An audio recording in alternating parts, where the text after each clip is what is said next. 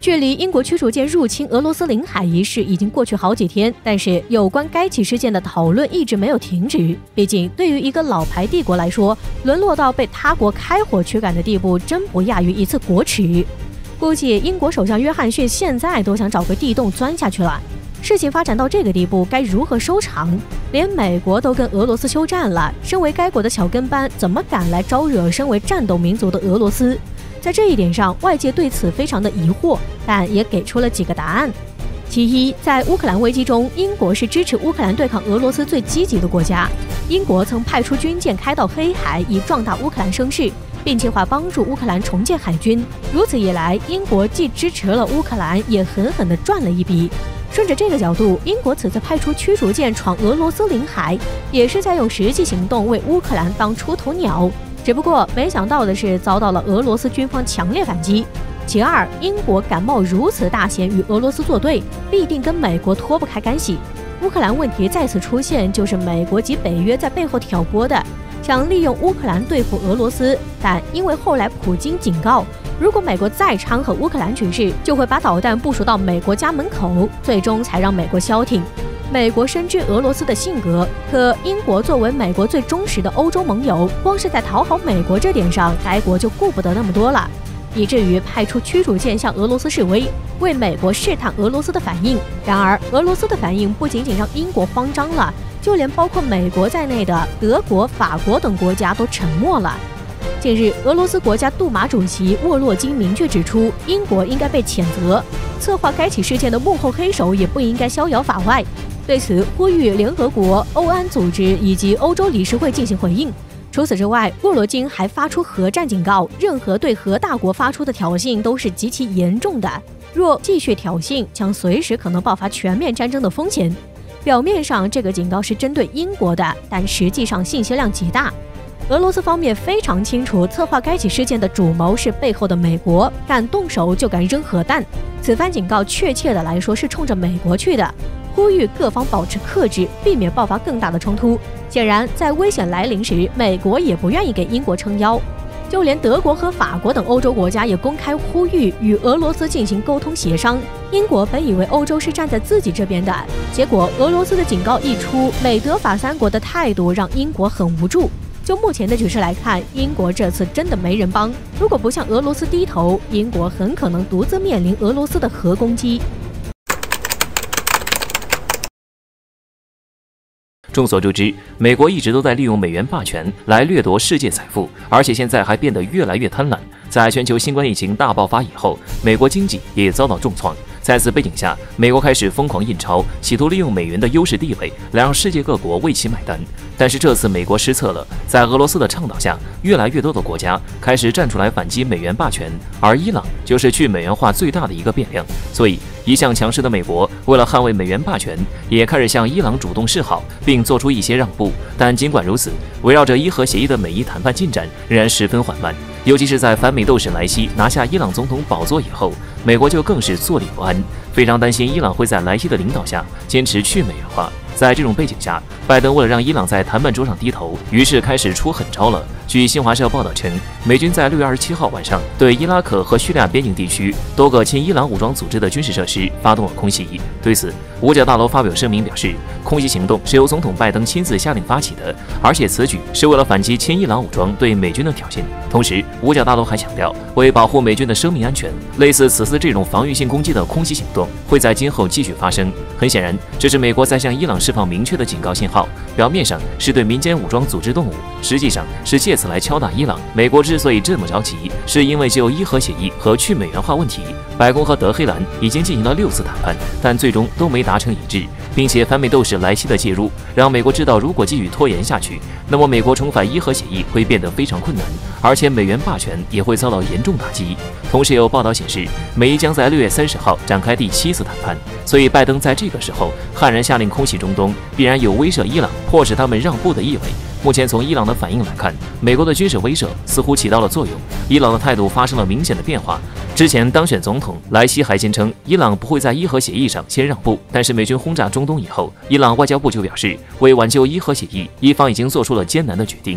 现在是其他谈判者选择的时候了。这很明显是在暗示美国如果想要伊朗停止去美元化，那么美方应该拿出诚意来。这种态度完全没有之前的强硬，难道反美斗士认怂了吗？最后我们想说，去美元化已经是一个大的趋势，而伊朗在这一进程中扮演着重要的角色，美国势必会通过各种方式来让伊朗屈服。接下来就要看反美斗士如何接招了。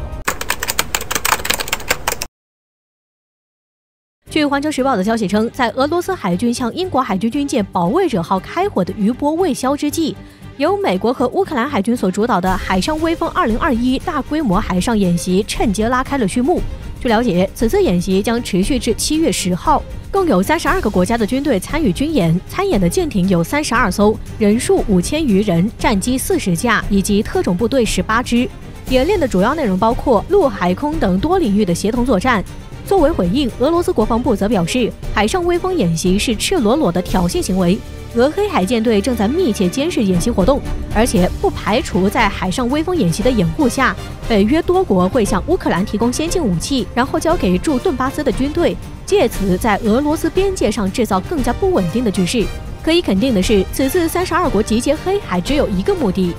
那就是剑指俄罗斯。在未来一段时间内，可以预见的是，军演虽然不会给俄罗斯带来什么实质性的挑战，但北约的挑衅行为是造成紧张局势的主要原因，让战争变得并不遥远。不过，就在西方32国为英国出头，大批军舰集结黑海之际，这一关键时刻，中俄之间也有大动作。中国用行动力挺俄罗斯。在7月份，解放军西部战区将与俄东部战区举行中俄互动2021联合演习。这次中俄联合军演将出动1万多人，这规模比32国联合起来还要大。但这仅仅只是开始，更为重要的行动是，中俄2国领导人举行了一场视频会议。会议结束后，正式宣布了中俄友好睦邻合作条约的延期，并表示无论走多远，中俄都将继续坚定前行。另外，值得一提的是，虽然此次北约出动了32个国家，但从客观上看，这对俄罗斯目前的体量来说只是小菜一碟。因为大量的核武器，所以俄罗斯的军事实力被公认为世界第2，其当量的威力也许只有美国能与之匹敌。如果谁想和俄罗斯动武，那最后的结果肯定就会跟那句名言一般：既然俄罗斯不存在了，那世界也就没有存在的必要。除此之外，北约作为一种国家间的军事组织，力量十分分散，一旦发生意外，很大概率是不堪一击。但就目前的国际形势发展而言，一旦局势失控，那中国势必无法独善其身。从中国崭露崛起势头之后，印太地区就逐渐成为世界的热点地区。而若是说到印太局势的关键，就离不开美国及其盟友。一直以来，美国及其盟友都极力地充当着地区局势的挑衅者。相比于远道而来的美国，中国周边印太势力或许是最值得警惕的。日前，印度和日本就开始串通一气，一道向中国发难。在开始挑衅之前，印度总理莫迪还公开做了一个背景铺垫，称面对当前的挑战，印度需要加深印日关系，并将印日关系提升到一个前所未有的高度，表示印日伙伴关系事关全球稳定与繁荣。表面上看，这一番言论并无明显的挑衅中国的意味在，但是其随后的举动就将印日的险恶用心给暴露了出来。据报道介绍称，日前印度国防部长拉杰纳特辛格在撤军后首次前往中印边境，单从这一首次可知，印度国防部长的这一最新动向不简单。随后，其在边境为期3天的访问中，对印度军队在中印对峙地区的作战情况进行了一次全面评估。显然，这一行动将会再次引发人们对边境局势的担忧。试问，如果印度方面完全没有引战想法，又怎么会在这个关键时候释放出这样的备战信号呢？因此，可以肯定的是，印度似乎是想要再一次在边境进行军事冒险。而为了配合印度在陆上的挑衅举动，日本随即在海上向中国发难。日前，日本防卫副大臣公然踩上中国的底线问题，插手中国内政，并再次散播有关中国威胁论的谣言。可以想象的是，祖国统一问题是中国最敏感的红线问题。日本为了向美表示忠心，踩上这一红线，无疑会最大程度的激怒中国。但是退一万步来说，印度和日本突然在2大战线上形成联动，挑衅姿态如此之欢，很有可能是吃了美国给的定心丸。他们似乎坚信，有美国的撑腰，中国断然不敢把他们怎么样。但是令人意想不到的是，他们还没等来中国出手教训，却被美国狠狠地耍了一通。这到底是怎么一回事呢？日前，美国国会通过了2项宣战权法案，并据此剥夺了美国总统的宣战权。对此，相关分析人士认为，这是美国为避免拜登犯虎兔而与中国乃至俄罗斯开战的举措。言外之意，这也说明，尽管美国当前极力挑衅，也不敢贸然同中国开战。在明白这一点信号以后，极力引战的印日现在一定在为他们愚蠢的敌对举动而后怕。就凭他们的实力，想跟中国开战，只有死路一条。